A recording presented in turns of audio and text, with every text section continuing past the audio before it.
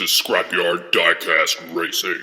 Welcome back to the Scrapyard, friend. Hey, that's my line. Sorry, I still ain't used to this word machine. It's called a teleprompter. So do I read them red words or the blue ones? You're the red text, my text is in blue, and his is in black.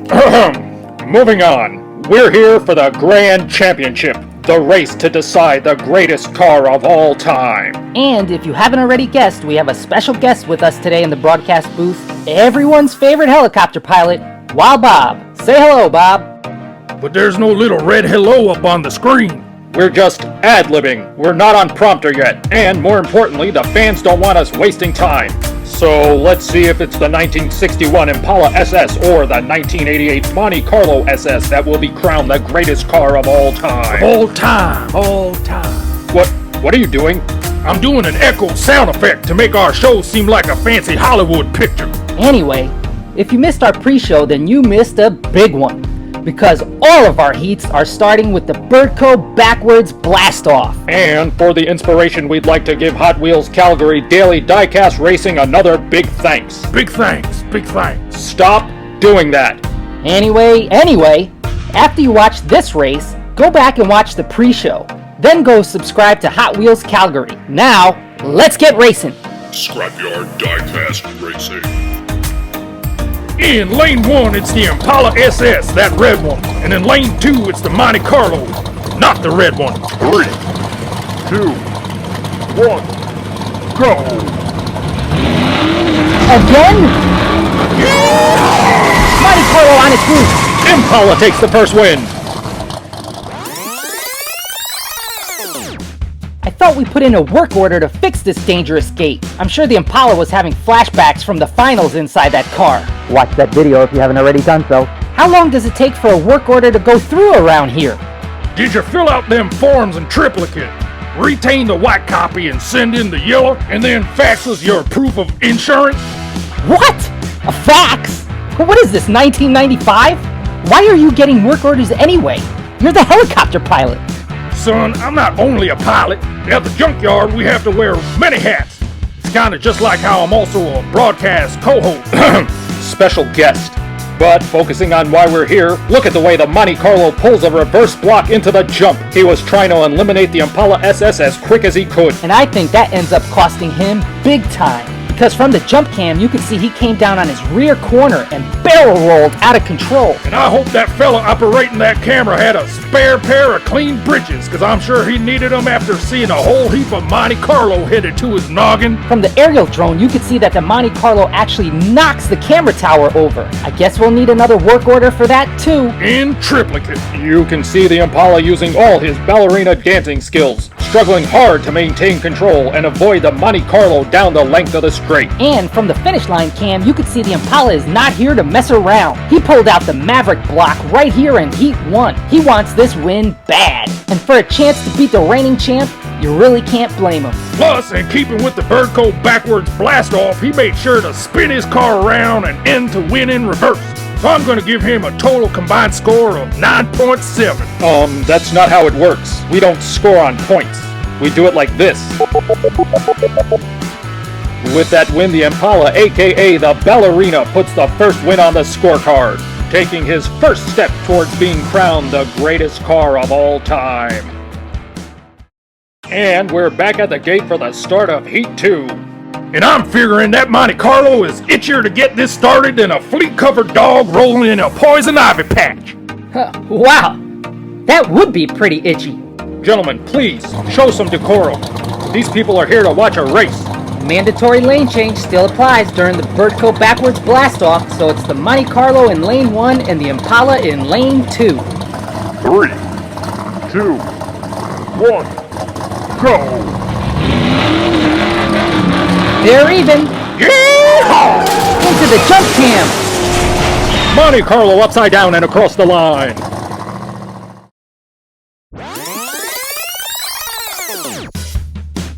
These fellas go down the downhill as even as a set of twins in a three-legged race.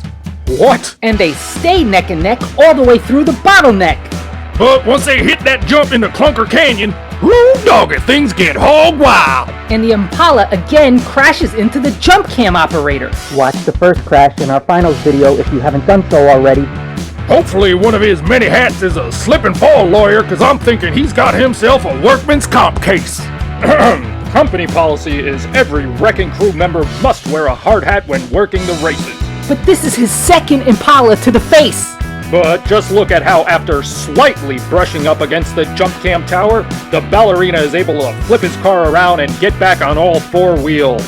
And look at how all that ballerina in let the Monte Carlo slip on by for an inverted Birdco Backwards bonus. Oh, I get it, because he's on his roof. See? You're catching on, son. And with that win, the Monte Carlo proves why he's last year's champion. And most importantly, he ties it all up. That's why you never take a baby rattlesnake from its mama. Thanks, Well Bob. Now we know. SDR.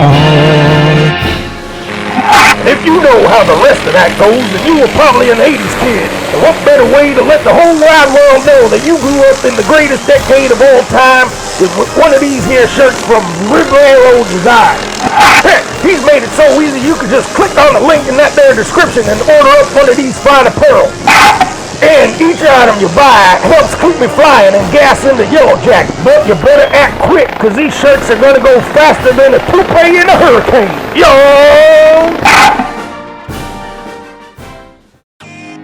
Did you see that? I made a commercial. I told you I wear many hats. That was awesome. I'm gonna buy something. Gentlemen, please. Moving on to Heat 3. That's right, excluding any unforeseen craziness.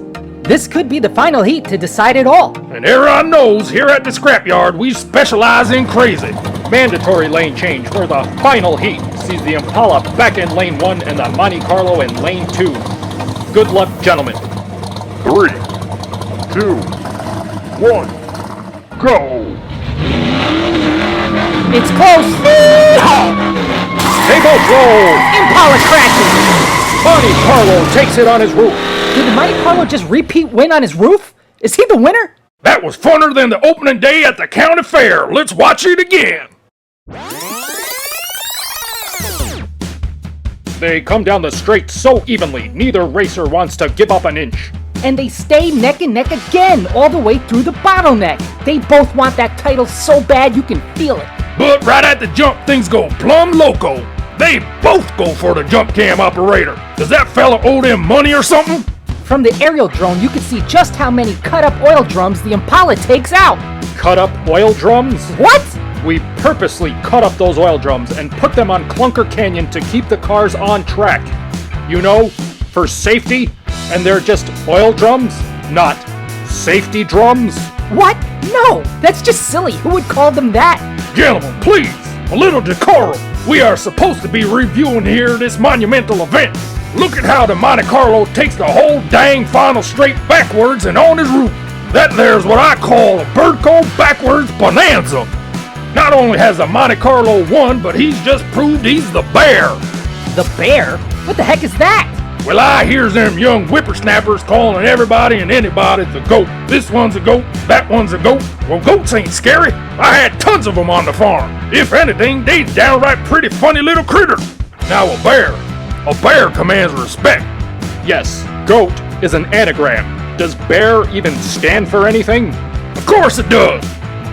It stands for Best Ever at Racing. B-E-A-R. The Bear. Every time that Monte Carlo came down the straight, he was upside down and backwards. Even in Heat 1 when he lost, he went beyond them Birdco Backwards Blast-offs each and every time. And if that don't prove he's the best ever at racing, or the bear, then I'll eat my hat. Well, this whole tournament we kept saying greatest car of all times was just a placeholder until we found something better. And I think Bear it is. Wow, Bob, did you just make that up on the spot? Of course I did, son. Because like I told you in the beginning of this here race, I'm a professional co-host. And with that final win, the Monte Carlo proves without a doubt that he is the Bear, being the first car in Scrapyard history to defend his title and win the same tournament 2 years in a row. He truly is the best ever at racing. But don't leave yet, fans. We're heading back down at trackside for the award celebration. And there they are, every car from Team Now and Team Then assembled for the final time. And there's the two-time champ, the Bear, on the podium with his well-deserved championship trophy. Look at Team Now. Hey, is that all that's left of the stripped-out 96 Impala? Just his interior? He's had a really hard time paying off his racing fees. Even the safety crew is out there. And hey, is that the Yellow Jacket? Whoa, wait a sec. If that's parked out there, and while Bob is in here, who's out there flying? Oh, shucks. That's my baby brother, William. He always copied me growing up, and he became a chopper pilot, too. He's even got himself a special name for his whirly bird. I think he calls it the dragon fruit or something like that. Anyways, I asked him if he'd take on this special mission to come out to the scrapyard and film this here celebration. And little Bill is making his big brother proud. And parked next to the Yellow Jacket is all of Team Then, along with this year's Then vs. Now champion, the Bear runner-up, the 1961 Impala SS, also known as the Ballerina. Hey, wait a minute! Is that the 1969 Camaro and its driver? How is that possible? He's dead! Is he a ghost? A zombie? Oh man, he's a vampire. Oh man, I need a hiding place. Quick, get me to the nearest safety rock. Mr. Wild, what's going on here? I thought you said this man died on his way to the hospital way back in race number 7. What in tarnations are you blabbering on about? I said no such thing. But you told the studio he didn't make it. Exactly. When them studio honchos asked me if the Camaro driver made it to the hospital, I told them no, he didn't make it, which he didn't. About 3/4 of the way there, he jumped up out of that gurney quicker than a lightning bolt. And it said, get me back to the track, I got one more heat to race. And by that time, that HT Skyline fella had taken his place and won. Why, that Camaro fella was so giddy he made me land the Yellow Jacket in the parking lot of the first watering hole we flew over. And he paid for the first 4 rounds of sarsaparilla. Were you planning on telling us? Planning on telling you what? That a fella who ain't dead, ain't dead? But we had a memorial and everything. I even cried. Was that all for nothing? Nah, not nothing. Over 275 views from my last count. Well, on that bombshell, it looks like it's time to say goodnight. It's been an absolute honor to be your special guest and co-host tonight. This is good old Wild Bob saying over and out. Hey, wait a tick. You fellas ain't been very gentlemanly, 'cause you ain't even introduced yourselves to all them fans out there watching. I guess in all the excitement, we just forgot. My apologies, everyone. It's been an absolute pleasure being your host. I am Barnabas Tone, but all my friends call me Barry. You work too much. You don't have any friends. Of course I do. Okay, name one, and you can't say Wild Bob. Will I have a friend named, Oh, stop wasting time and introduce yourself by saying goodbye. Fans, it has been an absolute dream come true being your co-host and color commentator. My full name is Frederick Allen Seto, but everyone just calls me Al. Y'all, it takes a lot of work to host one of these here tournaments while also working full-time on an active junkyard. So on behalf of all of us here at the Scrapyard, thank you for watching.